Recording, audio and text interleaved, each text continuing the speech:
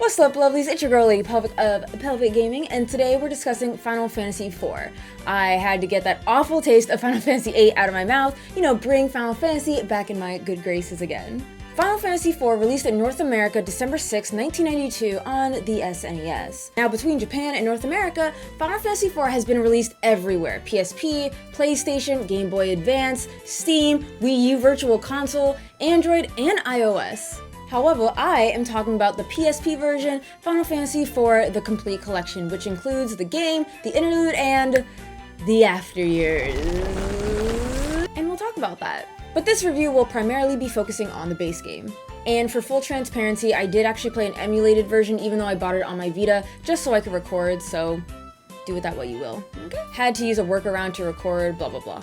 You are Cecil, captain of the Baron's Red Wings, returning from a questionable mission: the pillaging of an innocent village for one of their elemental crystals. While your own men feel slimy, Cecil hides his own doubts about the king's orders and returns home after being attacked by the monsters that are steadily becoming more aggressive. Cecil returns to the king, politely questioning his intentions, in which the king strips him of his title. He's then tasked with delivering a carnelian signet to the village of Mist and slaying an Endolian, aka a summon, that resides there. He is joined by his best friend, Kain, a Dragoon, to carry out this mission. The Mist Endolian is defeated, Cecil and Kain arrive to the village, and it's there where the king's true intentions are revealed, thus leading Cecil on a journey against the king and protecting the world. Many people say Final Fantasy IV was when Final Fantasy really started to gain a sense of identity, with beloved characters, a grand adventure, and while by today's standards the story is trite and even predictable, for its time it was astonishing.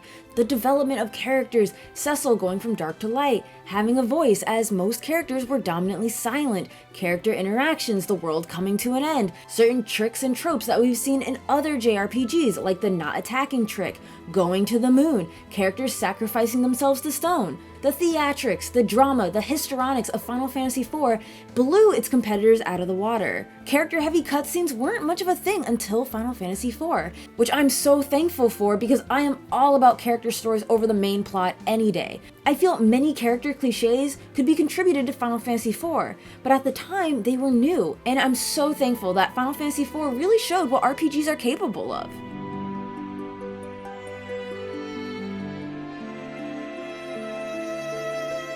Now, in the gameplay department, it may seem like basic active time battle system, or ATB, but did you know? Final Fantasy IV actually invented the active time battle system. Now, I didn't know that. Just gonna flesh out the active time battle system. For those who don't know, it's when the bar at the bottom fills up for that character, they can perform an action, such as attack, defend, use an item, or swap rows. Users of long-range weapons should be put in the back to deal full damage, whereas short-range weapons should be put up front. Each character has a special ability. Cecil initially can use darkness, an all-enemy hitting attack at the cost of some HP.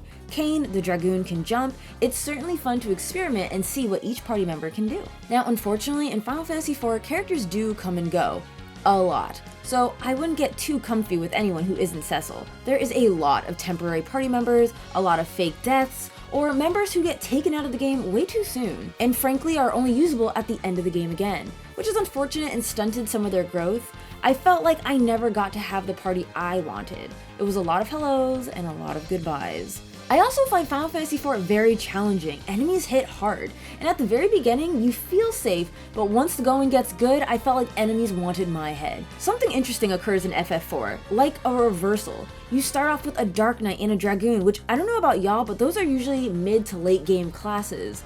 And even some of the early enemies you're introduced to can actually insta-kill you. I was like, whoa, this is crazy. Not to mention the encounter rate is all over the place. Sometimes it's fucking terrible. Take a few steps and bam, you sparked a battle. And other times,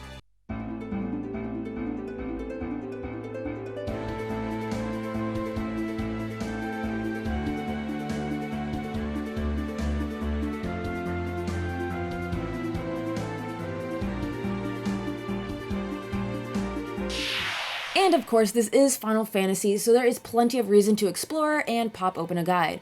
There's quite a few optional summons, dungeons, and way to get characters' best weapons. Post-game, the Lunar Ruins open up, which I didn't do at all because I had a lot of post-game content ahead of me. Oh yes, we're talking about the After Years, and I'm going to quickly sum up my thoughts here, but first a little history. The After Years was first released in Japan via mobile, and it wasn't released all at once, and I can see why. It's absolutely not meant to be played in its entirety in one sitting.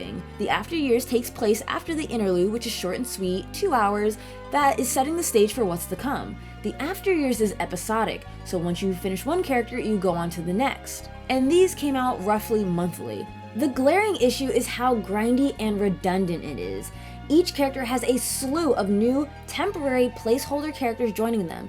Theodore gets a black and a white mage, Rudia gets Luca, Kalka, and Brina, Yang gets generic monks, and each character starts roughly between levels 1 and 15. The gameplay is slightly different. Phases of the moon will determine which types of attacks are strong and weak. They affect both your party and enemies, and they added bands, which are team attacks, and they're actually pretty cool. But the worst of it all is like the After Years are a giant rehash of Final Fantasy IV. Same dungeons, save for a few new ones, same bosses, same music, and okay, Final Fantasy IV spoiler territory, skip to this number if you're not interested, but even the story shaped up to be the same. The king was possessed in the original story, had some minions to collect the elemental crystals. Now Cecil's the new king of Baron, is possessed, and having his minions collect the elemental crystals. It's just not very interesting, and that's why I dropped it after I completed all the character chapters. I stopped at the Lunarians. Like, Final Fantasy IV The After Years, more like Final Fantasy IV The Afterthought.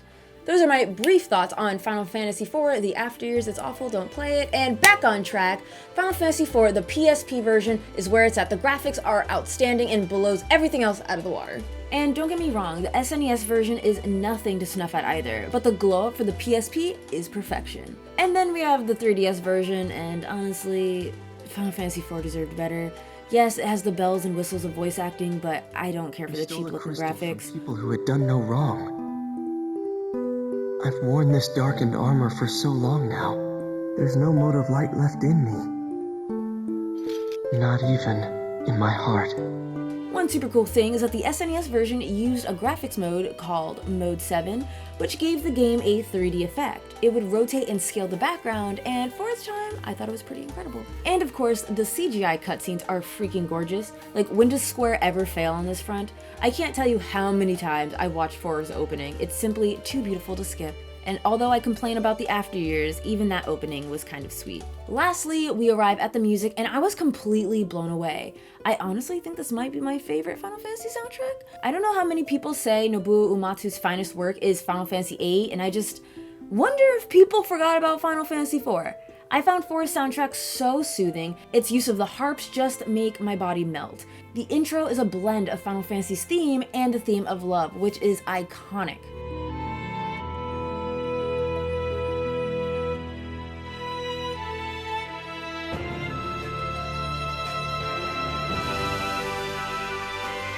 There's so much to enjoy with 4's music, and while the theme of love is honestly probably my favorite, I freaking love King Giot's castle. He is the Dwarven king, and I think I like this song so much because it brings me to the happiest of happy places.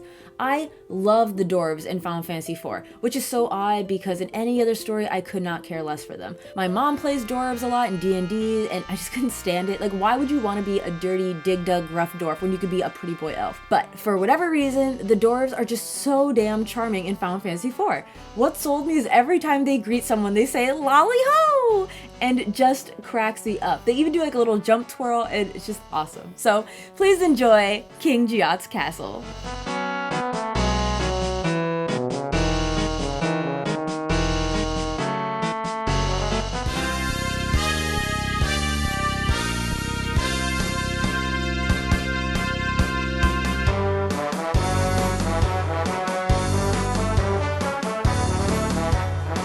Final Fantasy IV is an enjoyable ride and an outstanding piece of JRPG history that deserves an 8.5 out of 10. And in case you're wondering, Final Fantasy IV The After Years gets a I hate it out of 10. I got to the Lunarian story and then I called it quits. I might go back to it, but I don't know. If if you're looking for a common story, a delightful cast of characters, the dramatics, and the classic active time battle system, look no further than Final Fantasy IV. And just Final Fantasy IV. Thank you all so much for watching. Top box for more videos like this, and the bottom box is my Let's Play channel. Next review will be Trials of Mana Remake, and please consider joining the Patreon for $1. You're in the Discord, you get a vote on what games I get to play next, plus top 5 topics. $5 is early access, and $10 gets you postcards. Appreciate all the love and support, and until next time, mwah.